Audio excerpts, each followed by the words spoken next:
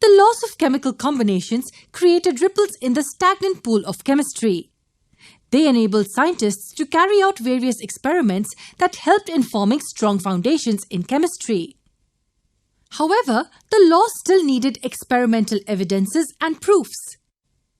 Only then would they be accepted.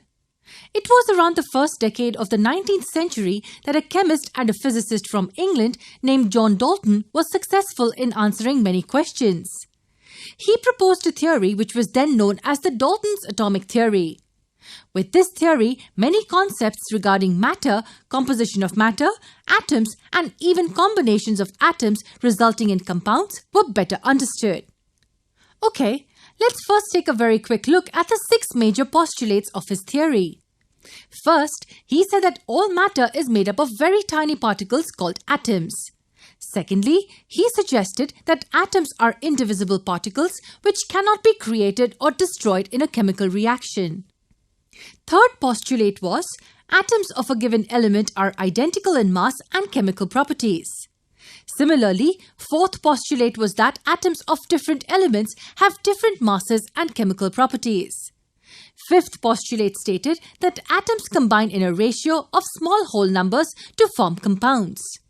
And lastly, the relative number and kinds of atoms are constant in a given compound. I know I just rattled off the postulates. Don't worry, let us now understand each postulate one by taking the same example of elements A and B giving rise to compound C.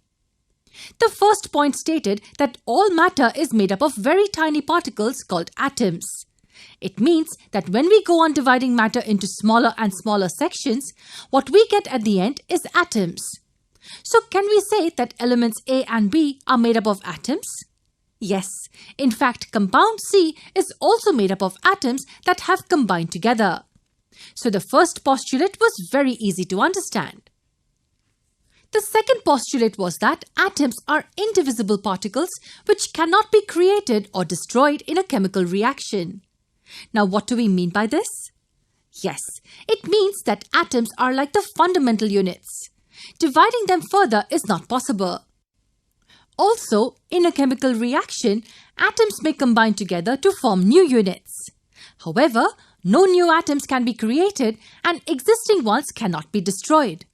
So in this case, the atoms of element A and B are just combining to form compound C. So can we say that no new atoms are formed in this case? Yes, and similarly, no atom is destroyed. Let's move on to the third one now.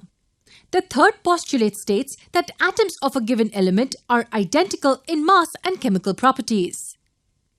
If we zoom into the element A, we find all the atoms that make up element A are just the same.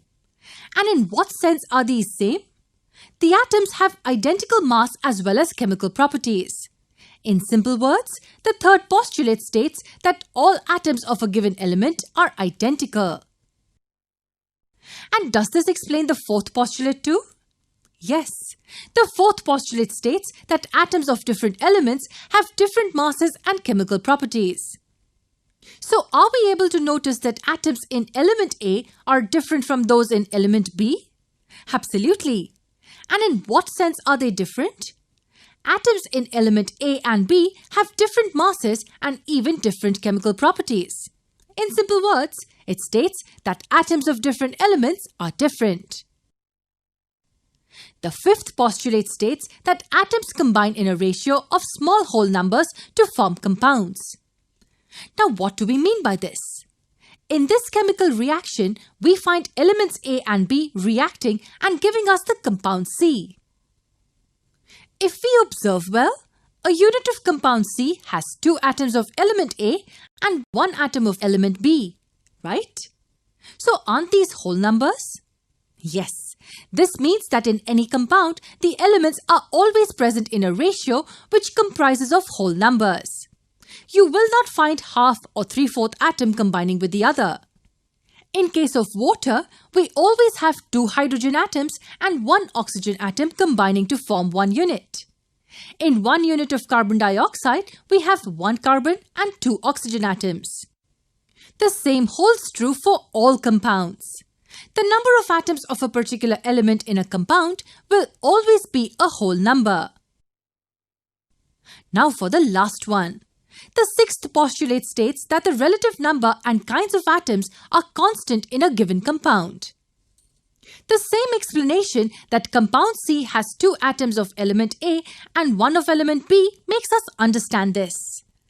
Yes, if we scan compound C, we will always find 2 atoms of element A and 1 atom of element B in a single unit. And this is applicable for all compounds. We've already looked at 2 examples, water and carbon dioxide. In case of 1 unit of water, we always have 2 hydrogen atoms and 1 oxygen atom. And in a single unit of carbon dioxide, we have 1 carbon and 2 oxygen atoms. Carbon monoxide has 1 atom of each, that is carbon and oxygen. While 1 unit of ammonia always has 1 nitrogen atom bound to 3 hydrogen atoms. So the number of atoms will always be constant in a unit of a particular compound. In a nutshell, all these postulates help chemists to further understand behaviors of elements and the compounds formed from them. But for understanding these elements and compounds, knowing the concept of atoms is necessary. Let's get to know what exactly these atoms are, how they exist, their mass, and many such interesting concepts in the upcoming videos.